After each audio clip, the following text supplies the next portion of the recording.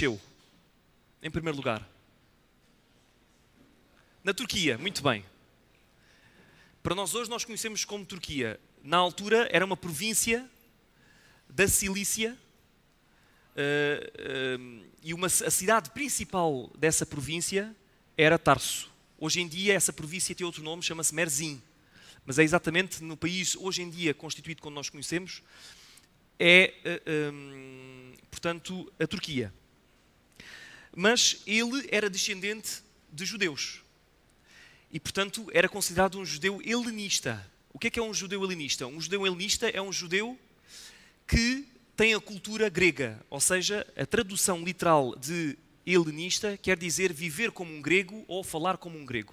Vocês sabem que os gregos, e todos nós conhecemos, aliás, estudámos isso o trimestre passado, tiveram uma forte influência na cultura e no conhecimento, na ciência, na política, em todas as áreas, na Europa e não só. E tinham ainda nesta altura, embora nesta altura o Império Romano fosse o Império dominante, tinham nesta altura, em termos culturais, uma força ainda muito vincada. E na diáspora judaica, todas estas famílias que se espalharam pela Europa e não só, tiveram realmente uma grande influência da cultura grega. E, portanto, estes judeus eram considerados judeus helenistas. E, portanto, Paulo tinha uma costela muito forte desta mesma cultura.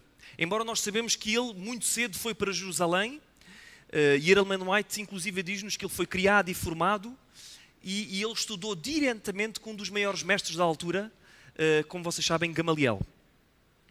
Portanto, ele tem aqui um conjunto de fatores muito interessantes. É que ele tinha, e eu penso que uma das grandes vantagens deste homem, desde sempre, é aplicar na prática aquilo que a Bíblia nos diz diretamente, que é examinai tudo, mas retendo o bem.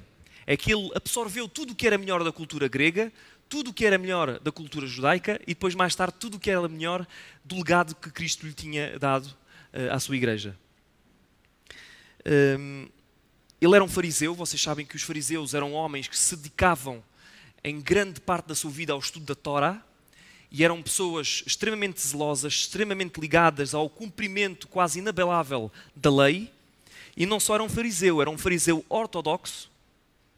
Eu penso que agora já consigo passar. Agora já. Era um fariseu ortodoxo, portanto, inclusive o autor da lição desta semana nos diz que roçava até um pouco o fanatismo. E tornou-se um chaliá. O que é um chaliá? O chaliá era alguém que tinha uma função muito específica dada pelo Sinédrio. Como vocês sabem, o Sinédrio era o quartel-general da cultura judaica. Quando da diáspora, à medida que eles iam passando pelos vários países, iam se fixando, iam se enraizando nos vários países, eles iam formando sinagogas. Essas sinagogas eram, sem dúvida, como que satélites do Sinédrio. Portanto, a forma como, em termos de sociedade, os judeus se organizavam era exatamente assim. E essas sinagogas eram utilizadas como pontos de apoio para as comunidades judaicas que viviam nessas mesmas cidades. E, portanto, os chaliás eram mensageiros que tinham uma função muito específica dada pelo Sinédrio de levar uma mensagem ou levar uma missão, uma função específica para um determinado lugar. E ele era considerado um apóstolo ou um seguidor, um discípulo deste mesmo Sinédrio. Entretanto, após o episódio que nós conhecemos do apedrejamento de Pedro, em que Edelman White diz-nos que balançou bastante a mente e o coração de Saulo, este homem vai ter um episódio incrível. Um episódio que, em primeiro lugar, a primeira coisa que me faz lembrar é que, após ele percorrer alguns quilómetros, nós sabemos que de Jerusalém para Damasco era sensivelmente 140 quilómetros, portanto uma viagem que a cavalo duraria, porventura, bastante tempo e era bastante cansativa. Em determinado momento há um encontro, e isto simbolicamente faz-nos pensar que em determinado momento da nossa vida, existe ou deverá existir um encontro decisivo com Jesus Cristo. E este homem tem um encontro totalmente sobrenatural com Jesus Cristo. Sobrenatural porque existe uma intervenção divina direta da parte de Jesus Cristo para com Saulo. Portanto, aqui não há qualquer tipo de dúvida e não há qualquer tipo de tentativa de nós fugirmos. Existe um momento em que Jesus Cristo se revela ao apóstolo Paulo. Eu ia pedir, se calhar, alguém que me pudesse fazer o favor, já vi pelo menos aqui o pastor Rogério que levantou a mão e que me pudesse depois ir distribuindo o microfone. Existe sem dúvida aqui um episódio que é sobrenatural e que é direto com Jesus Cristo. Nós às vezes temos a ideia de que Paulo foi um homem privilegiado na sua conversão. Mas Deus se trabalha com os homens tal como os encontra, conhecendo os seus defeitos, O que é certo é que o Senhor Jesus andava atrás de Paulo, espreitando a oportunidade para o apanhar. Mas atenção, o que se passou com Paulo, passa com qualquer de nós. Como tu dizias, e bem, há sempre um momento. Todas as pessoas estão à mesma distância de se salvar ou de se perder.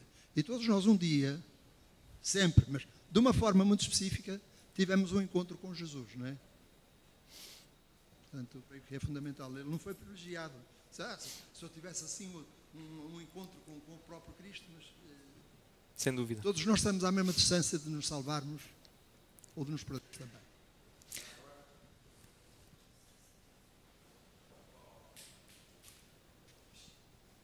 Já agora também, por reforço do que disse o pastor Rogério, é que como Paulo foi perseguido, entre aspas, por Deus, essa perseguição é individual. E Jesus pergunta sempre a cada um de nós, de uma forma direta e pessoal, qual é o nosso compromisso, o que é que nós andamos a fazer. Portanto, este convite, mais uma vez, reforça a questão de ser personificado e pessoalizado. Isto não é português, pois não? Mas soa bem. Nós compreendemos. É pessoal e é direto para cada um de nós. E, tal como isso, a resposta tem que ser direta. Não é por acaso que nós dizemos e afirmamos que a salvação é individual. Também o foi para o apóstolo Paulo e é para cada um de nós. E reforço o que disse o pastor Rogério também, neste sentido que é Deus não se cansa de ninguém e Deus não se arrepende de chamar seja quem for. Sem dúvida. Bem, depois temos este simbolismo que por um lado é literal e por outro lado é simbólico para cada um de nós, que quando aquela luz derrubou Saulo para o chão, ele ficou totalmente prostrado. E ficou, obviamente, naquela altura, ficou invisual, deixou de ter qualquer tipo de capacidade para ver absolutamente nada. E embora as pessoas que tivessem conjuntamente com Saulo tivessem-se apercebido o que é que se tinha passado, portanto, eles viram a luz e ouviram uma voz, depois não perceberam exatamente, literalmente, aquilo que o apóstolo Paulo ouviu. E é muito interessante aquilo que Jesus Cristo lhe diz. Saulo, Saulo, porque me persegues? Dura coisa te é recalcitrar contra os aguilhões. Isto era uma expressão muito típica dos judeus e que eu penso que se aplica também a todos nós hoje, que tinha exatamente a ver com o facto que no campo, quando as pessoas dirigiam os bois, muitas vezes os bois, que eram animais possantes, eram animais provavelmente com uma vontade própria muito grande, tentavam se desviar daquilo que era o caminho que o seu mestre os tentava guiar. E a junta dos bois e as amarras, portanto, portanto, toda aquela estrutura, por assim dizer, que juntava o par, quanto mais eles tentavam contrariar aquilo que o seu mestre o queria fazer a seguir, mais eles se magoavam, mais eles se prejudicavam a si próprios e prejudicavam aquele que estava ao seu lado também. Não nos podemos esquecer disso. E é isso que Cristo lhe pergunta. Não percebes, Paulo? Que tu estás a ir por uma direção em que só estás a magoar a ti próprio e aqueles que estão à tua volta. E o apóstolo Paulo, sem dúvida, que compreendeu, naquele momento, quando ele vê aquela luz, eu imagino que ele, na sua mente e no seu coração, deve ter visto a sua vida a passar à sua frente. E deve ter compreendido que até aí ele estava a ir numa direção completamente oposta àquilo que Deus tinha planeado pelo próprio. Ellen White diz-nos, inclusive, que a sua conversão não tinha começado ali. Diz-nos que Paulo tinha tomado parte importante no julgamento e na condenação de Estevão, e a impressionante evidência da presença de Deus com o mártir tinha-o deixado em dúvida quanto à justiça da causa que tinha abraçado contra os seguidores de Jesus. A sua mente estava profundamente agitada e cheia de dúvidas. No entanto, e aqui é que eu quero que vocês tomem bastante atenção e gravem estas palavras. Consultou aqueles em cuja sabedoria e discernimento tinha plena confiança. Os argumentos dos sacerdotes e príncipes acabaram por convencê-lo. Irmãos, muitas vezes na nossa vida nós poderemos vir a ser, e eu peço a Deus que não, para mim em primeiro lugar, mas poderemos vir a ser como estes sacerdotes, ou estes príncipes, ou estes fariseus, que de uma forma ou outra, sem nos darmos conta, ou mesmo voluntariamente, poderemos estar a dar conselhos a alguém que está ao nosso lado e que poderão ser decisivos de alguma forma na sua vida espiritual. Podemos estar a ser pedras de tropeço para essas pessoas.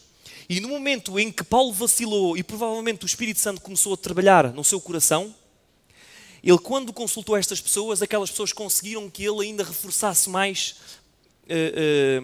a sua sede para perseguir os cristãos, e não é à toa que é nesta altura exatamente que ele pede ao Sinédrio estas missivas e esta possibilidade de ser um chaliá e de ir até Damasco para prender todos aqueles que faziam parte, entre aspas, desculpem a expressão, desta seita cristã, que ele queria prender e provavelmente depois matar. Já agora também mais uma referência.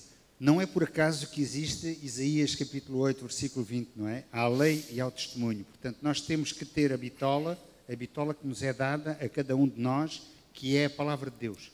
E o apóstolo Paulo é convencido por aqueles que não usam a palavra de Deus. Atenção à forma como nós muitas vezes usamos a palavra de Deus, ou então não a usamos de forma correta. É interessante, se nós formos reparar, e agora lembrei-me aqui algo que não pus nos diapositivos, mas que lembrei-me no versículo 6 do capítulo 9. Após todo este episódio, e eu penso que isto é uma das grandes lições também para nós, Jesus diz diretamente a Paulo: levanta-te, entra na cidade e lá te dirão o que deves fazer. E aqui é neste momento que surge aquilo que eu considerei, desculpem a expressão, mas de Ananias, o herói improvável, porque é neste momento que Deus faz crer apóstolo Paulo, portanto neste momento ainda em Saulo, que ele não seria o único a ter uma importante missão nesta pregação do Evangelho. E aparece outra pessoa, Ananias. E este homem, e se vocês colocarem no papel deste homem, podemos imaginar que missão quase impossível de Deus nos dizer: olha, vai ter com aquele que tu já ouviste falar, e naquela altura, apesar de não haver o Facebook e a internet e os e-mails, as notícias também circulavam, e os cristãos que tinham já nesta altura uma forma de comunicação relativamente rápida, eles sabiam quem era este homem, que função é que ele tinha quando veio para Damasco e aquilo que ele iria fazer. Portanto, imaginem este homem Ananias a ter que ir ter com este homem, com Saulo, com uma missão muito específica da parte de Deus. O que é que ele não deve ter sentido? Carlos. Peço desculpa, já é um bocadinho fora do tempo, mas ainda naquela lição, das lições que podemos tirar daquele encontro de Paulo com Jesus, nós por vezes temos na nossa vida situações em que trabalhamos com alguém para o levar à conversão, trabalhamos anos e anos e anos e parece que não há resultados. Deus tem o seu tempo, não é? Por vezes temos aquelas pessoas que nos prejudicam pelas nossas crenças, por termos as nossas crenças, seja no trabalho, nos estudos, parece que não são sensíveis a nada espiritual, mas Deus tem o seu tempo, e quem sabe porque um dia essas pessoas não terão um encontro com Jesus e não possam realmente voltar atrás e converter-se. Ainda sobre a ida a Ananias. Ananias aqui representa a igreja, não é? Depois do encontro com Jesus, depois do encontro com o Evangelho, não podemos ficar parados. Jesus podia ter dito, quando Paulo perguntou o que queres que eu faça, podia ter dito o que é que ele tinha que fazer. Mas não mandou ir ter com a igreja. A igreja tem um papel importante. Deus tem um corpo organizado, do qual ele é a cabeça, para levar as pessoas à salvação. Sem dúvida. Ainda temos a irmã Sónia e depois o pastor. Ainda sobre a questão da queda de Saulo e da pergunta que Jesus lhe coloca, este jovem promissor no Sinédrio, e devemos compreender que o Sinédrio era um sistema de espionagem bastante grande, que tinha, portanto, exatamente, e que tornava-se, tinha uma missão muito vincada de realmente perseguir, de ir de encontro, portanto, àqueles julgamentos e depois mesmo à condenação. E aqui vemos que a questão de Jesus, por que me persegues? Saulo sabia o que estava a fazer, portanto, Deus podia ter feito uma outra questão, mas foi de encontro àquilo que era a sua missão. E depois o resultado é a humildade de ele ter que agora ir ter com alguém, não é? Porque Saulo responde: o que queres que eu faça? E esta humildade de um homem que normalmente mandava os outros fazer e tinha sempre a comandar, é realmente uma humildade que nos faz pensar, quando o encontro com Deus, temos que dobrar o nosso orgulho, porque é com o Espírito de Deus que é Ele que nos vai comandar e mandar fazer alguma coisa. Sem dúvida. Temos ali mais uma intervenção. Pois outro pastor quer falar também. Muito bem. Pastor. Então avançamos já, que já está o microfone. Sim, pronto, muito obrigado. Só para salientar a questão da incredulidade de Ananias. Ananias não levou aquilo a sério, disse: não pode ser, não vou arriscar a minha vida. Se havia um homem que prendia, que matava, e ele gabava-se disso, não é? Ele era incrédulo. Eu só vou dizer uma coisa: quando eu fui para Colonge, tivemos uma série de jovens que vieram de Angola, que estavam nos nossos colégios lá de Nova Lisboa. Portanto, eu nunca estive lá, portanto não posso definir de cidades e distâncias, pronto, mas eles estavam ali. E quando chegaram a Colonge, como nós éramos alunos de teologia, o colégio, sabendo que elas não eram adventistas, frequentavam colégios de adventistas, mas não eram adventistas, portanto, incumbiram-nos a nós de estarmos mais perto delas, de vez em quando cuidar das suas necessidades espirituais. E assim foi. Nós fizemos abordagens, comíamos à mesa juntos, mas havia uma jovem lá, que minha mãe, não havia forma da gente se poder aproximar. A tal ponto era que quando ela estava no Colonge, é um jardim, é um parque, não é? Tem vários edifícios, muito bem jardinado, bancos para a gente sentar, e quando nós íamos na direção da cozinha, vamos imaginar, da sala de jantar para os dormitórios ou para as aulas, se acaso víssemos a tal jovem sentada no banco do jardim, a gente dava uma volta ao contrário para não nos cruzar com ela.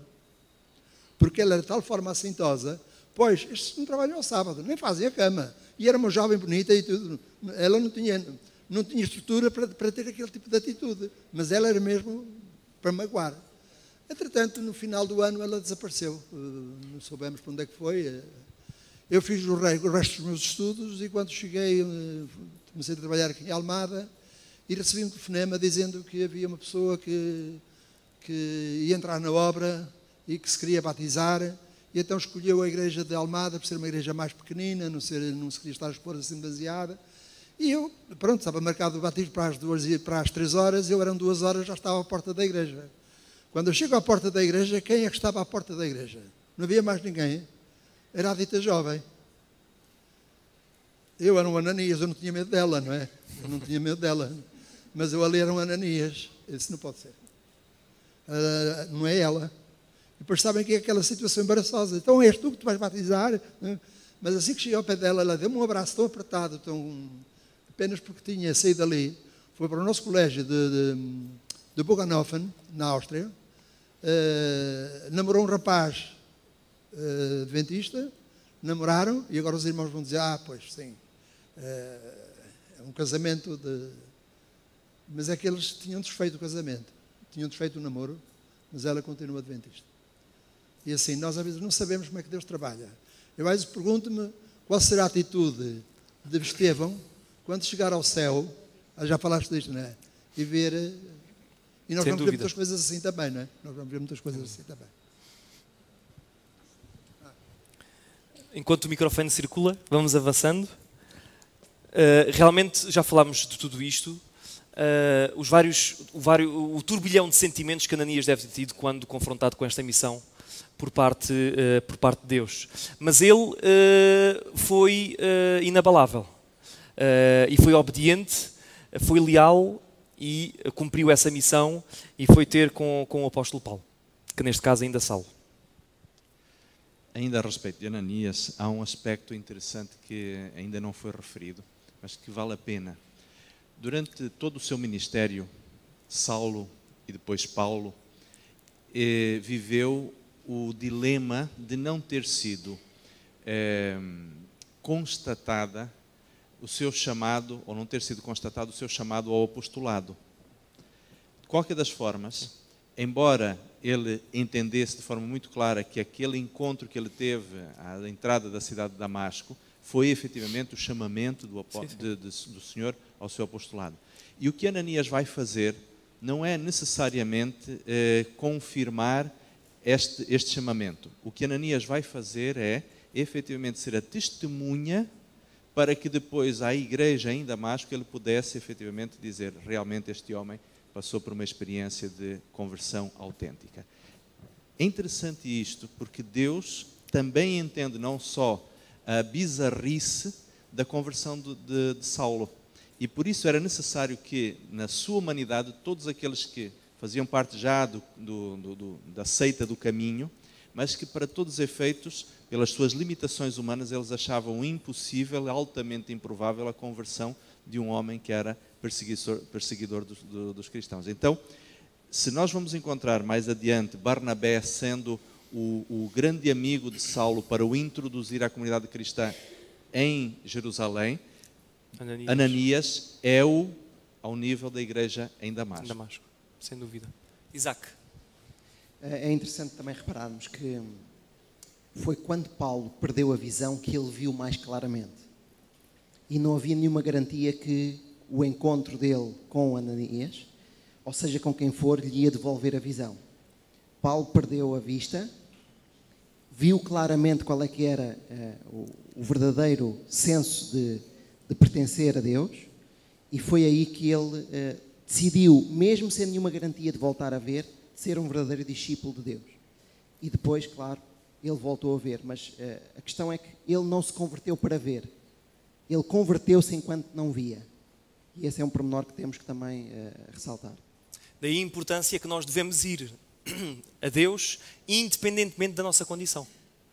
Porque ele foi fisicamente, ele ficou cego, e há quem diga que ele nunca recuperou totalmente da sua visão, o espinho da carne, mas ele espiritualmente, ele foi sempre melhorando a sua visão. Portanto, e é muito mais importante esses binóculos espirituais do que propriamente as nossas lentes humanas, que muitas vezes nos são totalmente contrárias àquilo que Deus quer para nós. A conversão de um homem, sem dúvida, que mudaria o cristianismo para sempre. Eu penso que isto é um dos pontos fundamentais da lição. Porque se nós olharmos para este homem que tem dois nomes, por assim dizer, não é? Se nós olharmos para as características, para a personalidade, para o caráter de Saulo, por exemplo, e nos vários versículos eu fui procurar na Bíblia características que lhe era conferido, tanto a Saulo como a Paulo, nós chegamos a uma conclusão um bocadinho estranha, que é, este homem, como Saulo, era um homem determinado, era ou não era? Ele, como Saulo, era um homem extremamente determinado. Ninguém o demovia daquilo que era o seu objetivo. Era um homem coerente. Era um homem, sem dúvida, que era um homem coerente. Porquê? Porque ele acreditava em algo e vivia segundo aquilo em que acreditava. Totalmente dedicado à sua obra, que na altura era uma obra contrária àquilo que Deus queria para ele, porque ele perseguia exatamente Jesus Cristo, persistente, era extremamente zeloso, era um homem super inteligente, culto, sábio, humilde. Saulo era um homem humilde? Tornou-se humilde? Depois da queda do cavalo, tornou-se humilde. Quando Paulo vê aquela luz e percebe rapidamente que era Jesus Cristo, ele poderia ter encontrado mecanismos de negação, como muitos judeus provavelmente fizeram. Mas ele, que pergunta depois é que ele faz a Cristo? Senhor, o que é que queres que eu faça? Antes ele tomava a iniciativa para ir pedir as cartas para poder ir perseguir os cristãos. Agora ele pediu... O que queres que eu faça? Exatamente. Características de Paulo. Passou a ser um homem menos determinado? Não. Na mesma, um homem determinado. Coerente? Com certeza. Dedicado? Com certeza. Persistente na mesma. Zeloso. Não perdeu inteligência, muito pelo contrário. Muito menos cultura e sabedoria. E agora sim, a humildade aqui cada vez mais vincada. Então isto levanta-nos aqui uma questão. Então, mas este homem converteu-se ou não converteu-se? Então, mas ele continua igual? O microfone. Diz, Luísa. As características, aquelas características que estão descritas, podem ter várias vertentes. Eu posso ser coerente em determinada ideologia, posso ser coerente, passado algum tempo, ser coerente noutra ideologia que eventualmente venha a conhecer. Portanto, muitas das vezes as características são as mesmas, a base, a essência daquilo que a pessoa se entrega, que passa a conhecer, que é diferente. Muito bem. Depende do foco. Depende para onde tu estás a olhar, depende de quem te deixas, por quem te deixas guiar. Mas a grande característica do apóstolo Paulo era a coerência. Ele era coerente. Como foi coerente na perseguição aos cristãos, porque o foco era esse, porque esse era o objetivo, e todas aquelas características estão presentes, é verdade que aquela que é melhor realçada depois é a questão da humildade, porque ele agora tem um foco completamente diferente. Para ele agora, o meu viver é Cristo, disse ele. Portanto, mudou completamente o sítio para onde estava focado, para onde estava virado, daquilo que era o seu objetivo. E isto poderá ser uma grande chamada de atenção para nós hoje. Porque existem muitas pessoas, milhões de pessoas, que coerentemente e genuinamente acreditam em algo que, mesmo estando erradas, são pessoas poderão ser pessoas com estas características exatamente. E a forma como nós olhamos para essas pessoas, nós devemos fazer uma introspeção e pensar que essas pessoas poderão estar genuinamente e sinceramente enganadas, mas que são pessoas que, com o trabalho do Espírito Santo e, quiçá, com o nosso exemplo, com o nosso amor, porque a irmã Noete diz-nos que Deus poderia, naquela estrada em Damasco, ter fulminado o apóstolo Saulo. E acabava-se logo retirava um dos principais generais deste exército que lutava contra a igreja primitiva. Mas ele teve exatamente a noção contrária daquilo que tinha que fazer. Ele retirou um general de um exército e pô-lo a favor do seu próprio exército, e foi realmente um dos principais missionários da igreja primitiva. Se me é permitido. Realmente houve respostas diferentes à mesma pergunta. E isto tem tudo a ver com uma questão Antes que é avançar, a questão do relacionamento. Antes de avançar, sou eu aqui, o Jorge. Peço desculpa. Porque ainda vem ao tem a ver encontro daquilo que está a ser falado. Paulo, efetivamente, tinha as características que foram apontadas aí, e todos nós temos características que nos acompanham ao longo da vida e, por vezes, também nos fazem cometer erros. Eu penso que Paulo, a determinada altura, nós conhecemos a história, não vem nesta lição, mas conhecemos a história, Paulo, a determinada altura, teve uma complicação bastante grave com Barnabé, por causa de Marcos, e, de facto, ele estava tão convencido e tão determinado que aquilo acabou por levar à separação dos dois. Mas é interessante também ver a característica humilde dele mais tarde, porque ele próprio vem a reconhecer o seu erro. Ele separou-se de Barnabé por causa de Marcos, achou que Marcos não era uma boa influência para a igreja e, na realidade, enganou-se redondamente. E por isso também deixou registado na Bíblia que, de facto, Marcos foi muito útil para a igreja, mostrando e revelando o aspecto humilde de reconhecimento de erro. Reparem que quando Cristo aborda Saulo e Ananias, as respostas foram totalmente diferentes. Quando quando Jesus Cristo diz: Saulo, Saulo, por que me persegues? A resposta de Saulo é: quem és tu, Senhor?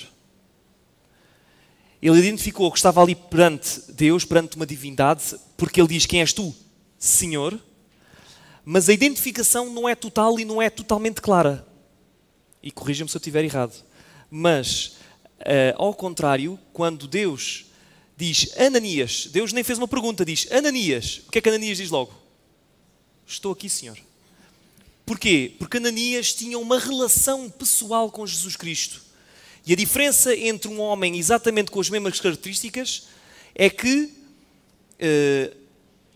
Saulo, que passou a ser Paulo, passou a ter um relacionamento pessoal e diário com Jesus Cristo. E, neste caso, Ananias percebeu, ele reconheceu a voz do Senhor, daí que ele tenha respondido: estou aqui, Senhor. De Ananias também podemos tirar uma outra lição. Nós, como seres humanos, somos preconceituosos. E Ananias revelou isso ao ter algumas reticências em ir ter com Saulo. Nós costumamos marcar as pessoas, não é? Deus não marca as pessoas. Aliás, marca-as como herdeiros do reino dos céus, a todos. Nós, por vezes, porque alguém mentiu, porque alguém roubou, nós rotulamos-los e marcamos-lo para toda a vida. Não perdoamos como Deus perdoa. A igreja, por vezes, faz isso, não é? Deus não age assim. E Ananias, apesar de ter esta natureza humana preconceituosa, foi capaz de ouvir a Deus e mudar a sua atitude. E ainda bem que falas nisso, Carlos, porque se formos a ver o início do ministério de Paulo, foi extremamente complicado exatamente por isso.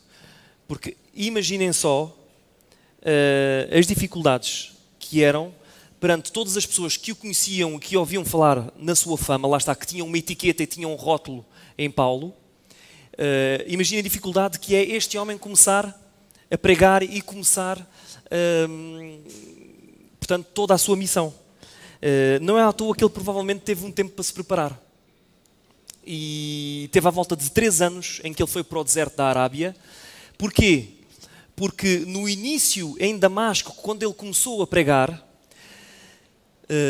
a sua pregação, inicialmente que foi rejeitada, depois começou a ser amplamente aceite, porque ele tinha argumentos incríveis. Um homem que tinha sido o maior perseguidor dos cristãos, se este homem foi convertido e diz que viu diretamente Jesus Cristo e que foi mais uma das testemunhas da ressurreição do próprio Jesus Cristo, imaginem, entre aspas, desculpem a expressão, mas o poder que este homem começou a ter nas localidades locais em Damasco. O que é que aconteceu? Os judeus, apercebendo disto, rapidamente perseguiram-no e tentaram-no matar. Ele teve de fugir. Teve cerca de 3 anos na Arábia, no deserto, e isto simbolicamente serve para nós hoje também como uma mensagem. Onde reparar que os grandes homens, depois da sua conversão, na Bíblia tiveram sempre momentos em que tiveram que ir para o deserto. Porquê? Porque a sua mente estava tão cheia dos seus preconceitos, da sua cultura, daquilo que estava pré-determinado no seu coração, que tiveram que se despojar e permitir que Cristo voltasse, entre aspas, a formatar a sua mente. Vejam Moisés, que teve para passar 40 anos no deserto. Vários homens, inclusive, se Jesus Cristo tivesse esta necessidade, que após o seu batismo o Espírito Santo o guiou para o deserto, nós também, se calhar não no sentido físico, mas no sentido simbólico, teremos que também ter estes momentos todos os dias no nosso deserto, individualmente e pessoalmente com Jesus Cristo, para que nós possamos nos preparar para todos os dias, que são, sem dúvida, um desafio. E já não tenho muito tempo, temos que avançar. Quando eu tiver mesmo que acabar, faz-me sinal, Ruth. Se calhar já tenho, não é? Não sei. Já falámos sobre isto, sobre a reivindicação, o pastor já tocou nesta, que é extremamente importante. Uma das grandes forças que ele teve na sua mensagem é que ele reivindicou sempre que era um apóstolo porque ele viu a Jesus Cristo e recebeu a sua mensagem diretamente de Jesus Cristo. E era, sem dúvida, mais uma testemunha da sua ressurreição. E, sem dúvida, a sua agulha, que estava totalmente apontada para a perseguição, com estas características que ele tinha, com os talentos que Deus lhe tinha dado, ele virou e utilizou todos esses dons, todos esses talentos para a causa do Senhor. O autor diz, inclusive, que Paulo sabia que a sua vida não ia ser nada fácil. A oposição e a perseguição e o sofrimento provenientes de várias fontes seriam algo constante no seu ministério, mas nada abalaria a sua fé ou o seu sentimento de dever, apesar das dificuldades e das provações que ele enfrentou praticamente a cada passo da sua nova vida em Cristo. Depois há o seu regresso a Jerusalém. A sua passagem nesta altura por Jerusalém foi muito fugaz, como nós sabemos, cerca de 2 semanas, cerca de 15 dias, exatamente porque, em primeiro lugar, os discípulos não acreditaram. E é muito interessante isto. Os discípulos não acreditaram ou tiveram muita dificuldade em aceitar Paulo como um seu irmão, como alguém que iria estar na sua própria equipa para a transmissão do Evangelho. E foi preciso um helenista para acreditar noutro helenista. E é Barnabé, este homem de Chipre, que vai ser fundamental para a missão de Paulo, mesmo nesta fase inicial, que vai apresentar e que vai introduzir Paulo aos discípulos e que depois o vai acompanhar durante bastante tempo, e que nós conhecemos essa história. Entretanto, ele teve os mesmos tipos de problemas em Jerusalém, teve que fugir para Cesareia e depois ele vai passar bastante tempo, não sabemos exatamente quantos anos, mas na sua terra natal. Ele volta para a Cilícia e vai se preparar para essa primeira grande viagem missionária. Nós sabemos que foram 3 viagens que depois foram que se seguiram. Já não tenho tempo, vou passar à frente. Estes homens eles tiveram que ver para crer, mas como Cristo disse a Tomé, tu viste-me e creste, mas bem-aventurados os que não viram e creram. E é esse desafio que eu gostaria de deixar para mim em primeiro lugar hoje e para todos nós. Na nossa vida nós encontramos problemas e obstáculos que muitas vezes achamos que não têm solução. E recentemente eu tive um desses problemas e todo o percurso dessa situação que eu tive, eu nunca percebi o caminho que eu estava a percorrer. Nunca. Mas quando cheguei ao fim desse caminho, eu percebi exatamente o percurso todo que tinha feito. E percebi que só poderia ter sido exatamente daquela maneira. Eu fui passando pelos buracos da chuva até chegar àquele caminho. E se não tivesse sido exatamente aquela forma como Deus me guiou, eu não tinha chegado a bom porto. E essa situação, que agora não tenho tempo que eu tinha planeado para vos contar, mas não vou ter tempo. E nunca se esqueçam, fazendo a ligação com o início da lição, independentemente da nossa condição, independentemente da forma como nós estamos hoje aqui e daqueles que nos estão a assistir em casa, nunca se esqueçam que não há distância suficientemente grande que Deus não nos possa alcançar. Porquê? Porque Deus quer sempre o melhor para os seus filhos. Pois eu sei bem os planos que tenho para vós, diz o Senhor, planos de paz e não de mal, para vos dar um futuro e uma esperança. Um bom sábado a todos. Posso terminar? Eu tinha pedido, mas não o quis interromper. Desculpa. Bom dia. Eu gostava de, embora a lição não refira, terminar salientando aquele versículo que diz: combati o bom combate, acabei a carreira, guardei a fé. Que bom combate que este homem lutou. Um combate de prisão, um combate de naufrágio, um combate de até lhe bateram. É bom se nós terminarmos as nossas carreiras dizendo isto, chamando-lhe o bom combate, porque ele não lhe chama um mau combate. E para mim foi um péssimo combate pelo sofrimento que ele teve. Mas ele acaba dizendo, quando ele prevê a sua morte, a Timóteo: eu combati o bom combate, acabei a carreira e guardei a fé. Sem dúvida.